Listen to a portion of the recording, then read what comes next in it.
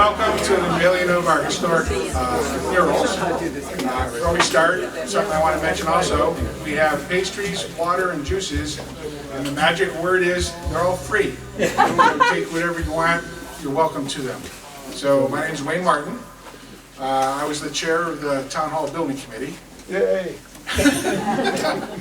And as part of the Building Committee, Building Committee discussed that we want to include some of York's history in the Town Hall. So that's sort of how this whole process started. And initially we discussed possibly doing a historic timeline. Then we formed a subcommittee.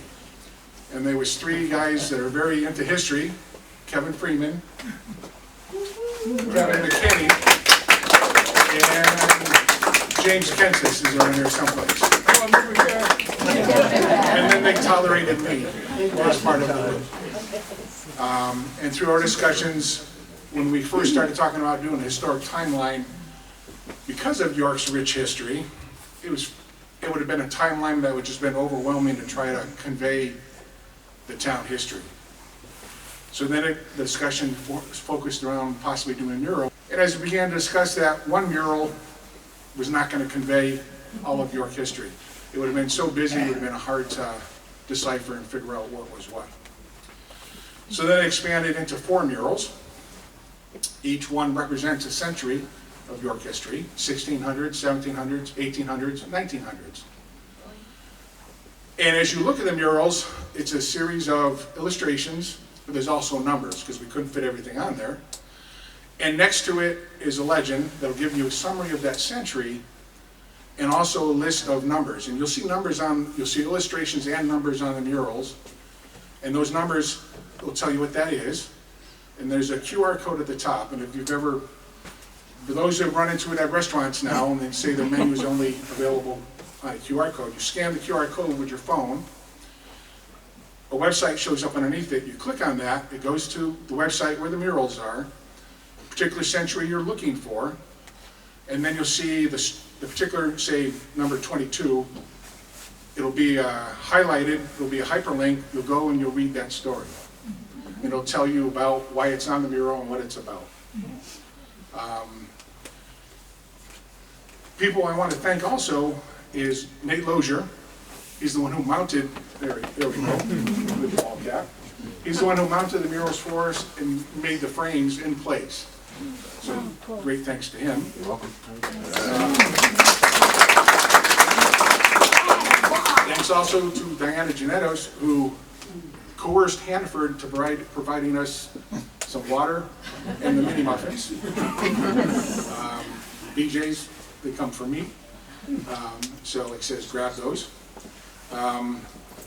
We also give incredible thanks to Gordon Carlisle, who's the muralist that created these for us. And let me cover a few things about Gordon. Gordon grew up in New Jersey. We're not going to hold that against. We won't hold that against him. So in high school, he created his first wall murals, were psychedelic paintings on paper for annual dances.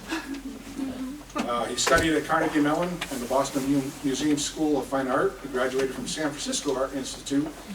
He started a silkscreen business with a classmate, and they called their business the Silver Brothers. Gordon sold the business after 2 years and ended up in Montreal and worked in old Montreal doing quick portraits for people. Came to Portsmouth in 1982, where he showed drawings, etchings, paintings, and collages, also designed sets for theater at the time. 1984, joined a small group of muralists and did a redecoration of Christ the King Church in Ludlow, Mass. That group became known as Mural Works, and they did numerous works across New England, including New Hampshire's largest mural, Lest We Forget, in Manchester. It's on the side of a building. In 1994, Gordon started his own business and has done murals throughout New England. And in 1999, Gordon was awarded a New Hampshire State Council on the Arts Individual Artist Fellowship for his murals. And Gordon continues to work from his studio in Elliott.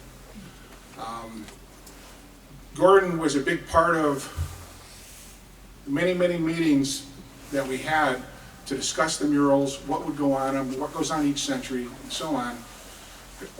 Spent a lot of time doing research, digging through a lot of the old books and so on. A lot of the older information comes from Charles Banks' History of York, Volume 1 and Volume 2. And if you've never read it, the level, those were written in 1931. And the level of detail in them is mind-boggling.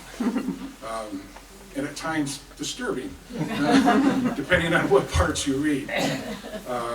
So Gordon has been a big part of this. And I'd like to give an opportunity for Kevin or James to say anything before we let Gordon speak. Thank you, Wayne. Sure. Thanks for showing up, everybody. This is amazing. I'm kind of an art person and a historian, so this is a culmination of both things that I just really love. I just want to say a couple things about the QR codes. And so the way I look at this is you can take the murals sort of like home with you. If you aren't really good at using QR codes, I've put some sheets along the other side of the other wall, and you can tear off one, and when you go home you can type in the HTML code to get to the web page. And the website has been really put together by our committee, and we have drawn from historians and stuff, but we've really done the interpretations. And so we hope that this will be like a community portal where that if you see something you would like to have added to the website, you can get in touch with us, and we would be happy to put that. Maybe we're going to review everything, but we'll be, and also history is evolving all the time, so we realize that nothing is written in stone really.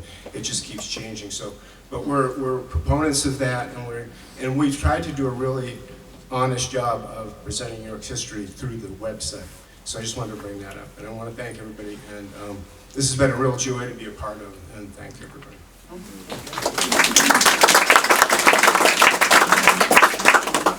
Just a few words. I want to express appreciation for Gordon Carlisle's effort. What was so remarkable throughout the entire time that we engaged in our meeting was how receptive he was to every comment we ever made, whatever change needed to be made. He promptly provided something where the correction was provided, and I think that we could not have had a better person to collaborate with on this project. I mean, his deep interest in history was obvious, and his fascination with the history was obvious. And you know, we needed someone like that because our conversations often went in great detail about what it was we wanted on there. And unfortunately, there were limitations on what we could put on there, right? And so we were very fortunate in having someone like that. He has been so open and so helpful in every possible respect. And I just want to let people know two things. This is a very plastic project, meaning that there can be modifications to the history, you know, whenever there's revisions are necessary or whatever. And the other thing is we want this to be accessible. We want this to be something where the community feels fully involved in it. We're contemplating creating docents in the town hall that if people want to have a personal tour of the mural, if young children in the various classrooms in elementary, even the high school students, need to have a chance to view the mural in detail, we'll be able to offer that. With the idea of this being a very accessible project, and an accessible project in the sense, a community project, and again, as Kevin said, any indications that people have of what they want to see there, that they haven't found there in terms of explanations or whatever, that will be offered. So I think this project has served as a launching point for an appreciation of the 4 centuries of York's history. Yes, York's history of the most recent period, the period of the hotels with the photographic record and all of that is quite obvious. But it's this earlier period that often gets neglected and often gets distorted with mythology that we wanted to address, and hopefully we've been able to accomplish that. So thank you.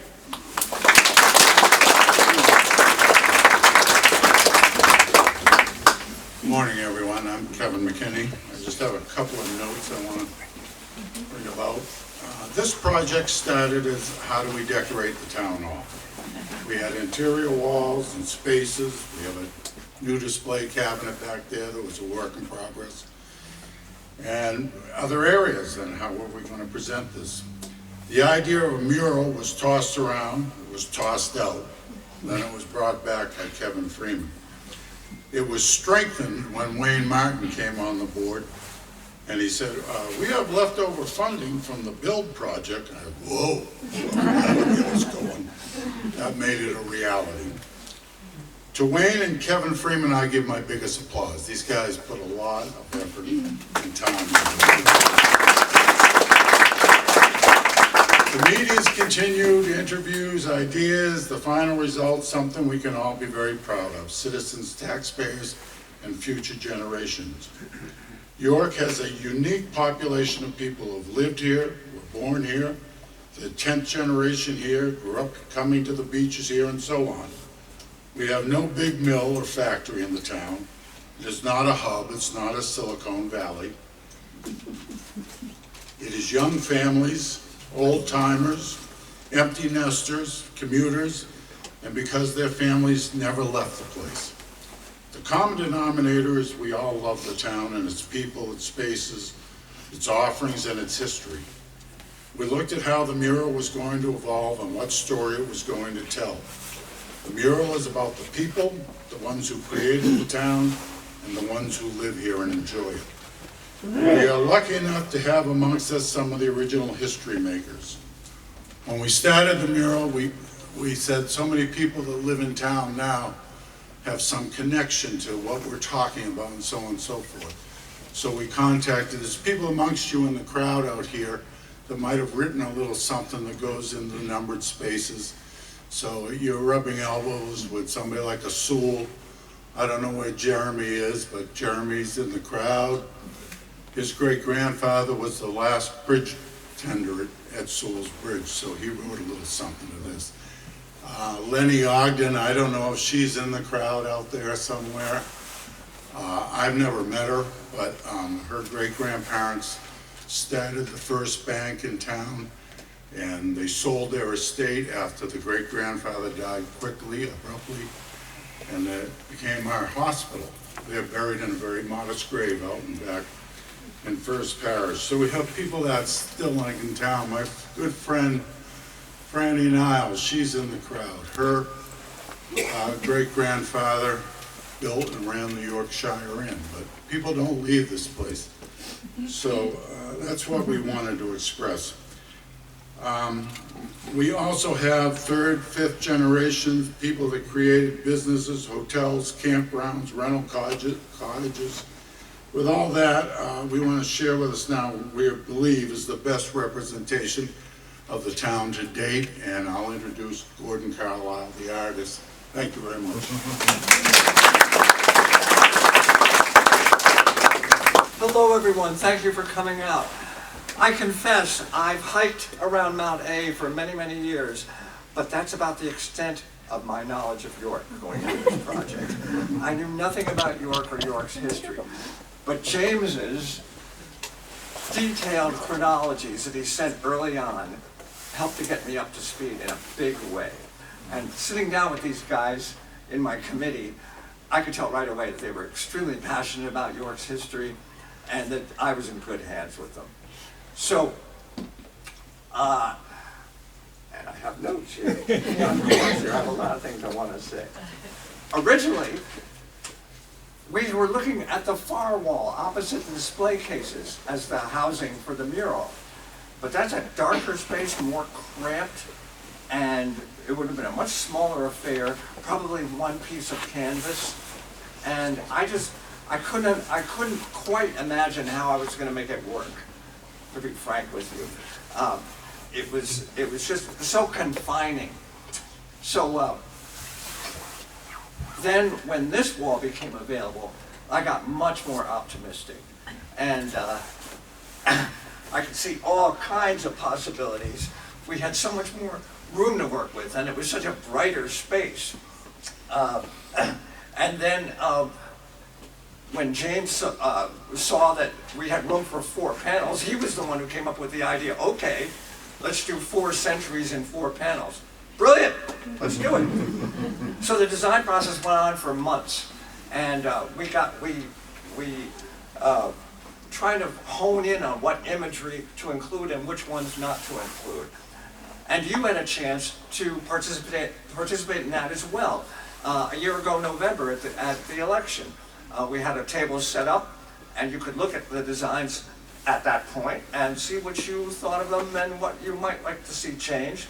And the feedback we got most strongly was there needs to be more women in this mural. So 5 of us got on it. So the design finalized, it was finally in my court to pull this thing off, to actually make the things. I found the biggest challenge of all was the maps. And I didn't know quite how to proceed with the maps. The maps changed over time. But Luke, the town assessor here, I don't know if he's here today, but he was a tremendous help, providing me with these enlargements of maps through the centuries. And I could see right away that our knowledge of the area grew over time. Originally, the Wabanaki probably knew this area like the back of their hand, but the white men, the settler, the colonists and their descendants, it took them many, many years to figure out what was going on beyond the immediate York River and the coastline. So that's what I was trying to capture with the maps, how it was an evolving body of knowledge that was growing over time. And I would enhance it with houses, roads, bridges, boundaries, and the boundaries changed every century, it seemed, and man-made bodies of water. So that was the idea behind the maps. You'll notice that not any one of them is the same as the next. You may wonder why some images are missing from the mural, like where's Snowshoe Rock? And that was one of the takeaways I got from working with these guys, is that, as one of them said, it's not so set in stone history. That's an evolving thing. And we know dates, and we know we can agree upon dates and events that took place, but there's a lot of it that's still kind of mysterious. And I wanted to kind of capture that with what I was doing. And hold on here. I'll stay on course. I just want to let you know, there's no way we could have included everything in this mural. It's more like an introduction to York and its history. But by going into the keys, you're going to learn a whole lot more than what you're looking at on the murals. So I want to thank Nate Lozier again for the framing. You did a fine job, Nate. Thank you. I thank my wife certainly for keeping me well fed and on keel the entire process. I thank you so much, Susan. And certainly to Kevin Freeman, Wayne McKinney, James Kensis, and Wayne Martin for being such knowledgeable and dependable allies this whole process. And finally to all of you for allowing us to come up with this as an addition to your newly renovated town hall. I thank all of you tremendously.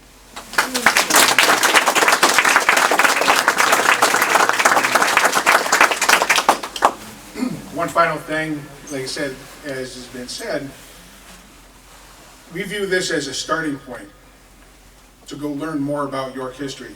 There's far too much to capture on these murals. So we hope this interests people to go explore York history more.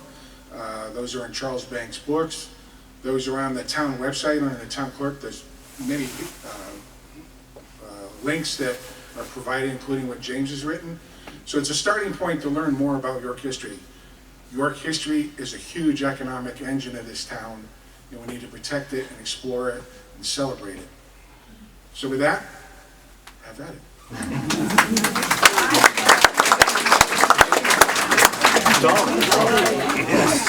it.